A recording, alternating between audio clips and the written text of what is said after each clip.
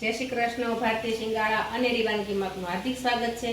तो चलो आज आपणे बनावीशुं मेथीनुं शाक। લીલી મેથીનું તો બધા બનાવે છે, પણ સૂકી મેથીનું પણ બહુ સરસ થાય છે। તો ચાલો બનાવીએ। તો આપણે આ રાત્રે મેથી પલાળી હતી, આપણે 1 વાટકી મેથી પલાળી હતી, એટલે એ પલળે એટલે ડબલ થઈ જાય છે। તો તમે જેટલા માણસો એ પ્રમાણે કરવું એ પ્રમાણે શાક કરજો। તો મેં રાત્રે પલાળી દીધી હતી બુડબુડા, અને અત્યારે સવારે પલળી પણ ગઈ છે, અને પલળે એટલે એકદમ મસ્ત આવી થઈ જશે અને પલળી પણ જશે। જોવા જોઈ શકો તો આવી પલળી ગઈ છે। હવે આને મેં 3 પાણીથી ધોઈ નાખી છે। તો હવે આપણે એને બાફવાની છે। આપણે અહીંયા કુકર લીધું છે, હવે આપણે મેથી બાફવાની છે। તો મેથી ડૂબે ને એટલું પાણી નાખવાનું। તો અત્યારે હું 1 ગ્લાસ નાખું છું। હવે આપણે એમાં મેથી નાખી દઈશું। ગ્લાસ મેં પાણી નાખ્યું હતું તો મેથી આપણી ડૂબી ગઈ છે। મેથીની ઉપર પાણી આવે ને એટલું રાખવાનું છે, એટલે 1 ગ્લાસ પાણી નાખ્યું છે। અને હવે આપણે એમાં બાફવામાં અડધી ચમચી મીઠું નાખવાનું છે। મીઠું નાખીને તમે મેથી બાફો ને એટલે એની કડવાશ જરા પણ ન રહે। હવે આપણે એને કુકર બંધ કરી અને 3 સીટી વગાડવાની છે।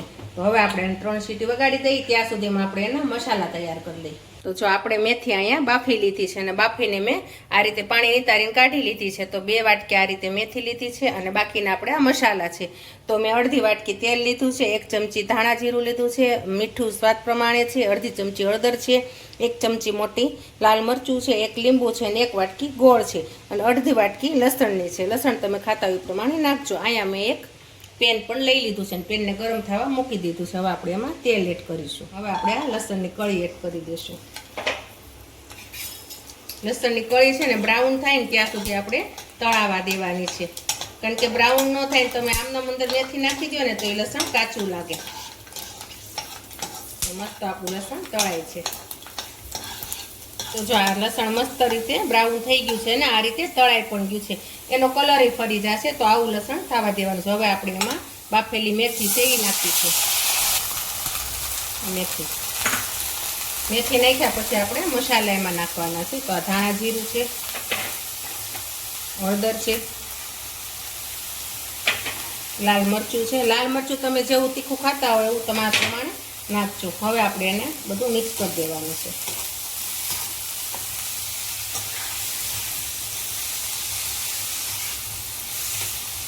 અને મીઠું આપણે બાફામાં નાખ્યું હતું, એટલે આપણે આમાં મીઠું તમારા ધ્યાનથી થોડું થોડું નાખજો, કારણ કે બાફામાં નાખ્યું હોય એટલે એ ખારું થઈ જ ગયું હોય મેથી, કારણ કે એને પણ મીઠું ચડી ગયું હોય। તો આ રીતે બધું મિક્સ કરવાનું છે। હવે આને 2 મિનિટ આપણે આ રીતે ઢાંકીને રહેવા દેવાનું છે। તો જો 2 મિનિટ આપણે થઈ ગયું છે ઢાંકીને રાખ્યું હતું, તો આપણે જોઈ લઈએ। હવે આપણે એમાં પાણી નાખવાનું છે। તો પાણી પણ આપણે મેથી ડૂબે ને એટલું જ નાખવાનું છે। મેં 1 ગ્લાસ અત્યારે લીધું છે, જરૂર પડે એટલું નાખશું।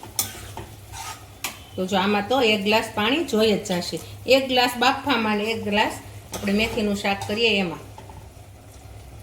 હવે આપણે એમાં ગોળ લીધો તો એ ગોળ એડ કરશું। ગોળ તમારે સુધારીને આ રીતે લઈ લેવાનો છે। હવે આપણે લીંબુ, તો ગોળ ને લીંબુ તો તમારે ખાસ કરીને નાખવાનું છે, કારણ કે ગળપણ અને ખટાશ છે ને તો જ આ શાક બહુ મસ્ત લાગશે મેથીનું। અને કડવું તો તમને નામનું નહીં લાગે, એમાં કડવાશ જરાય નહીં, એટલે નાના મોટા બધાને ભાવશે। તો હવે આપણે આને મિક્સ કરી નાખશું આ રીતે। હવે આ ગોળ ઓગળે અને ખટાશ ચડે ત્યાં સુધી આપણે એને 5 મિનિટ ઢાંકીને રહેવા દેવું। આપણે એને 5 મિનિટ ઢાંકીને રહેવા દીધું તો ગોળ ને લીંબુ ને બધા મસાલો નાખીને। તો હવે આપણે જોઈ લઈએ। તો જો આપણું શાક મસ્ત તૈયાર થઈ ગયું છે। હવે ગેસ પણ બંધ કરી દેશું, અને આ રીતે મસાલો પણ મસ્ત રીતે સેટ થઈ ગયો છે, અને આ રીતે તેલ પણ ઉપર આવી ગયું છે। તો જો આપણી મેથીનું શાક છે તૈયાર। તો તમને મારી આ રેસીપી ગમી હોય તો લાઈક કરજો, શેર કરજો, સબસ્ક્રાઈબ કરજો। જય શ્રી કૃષ્ણ।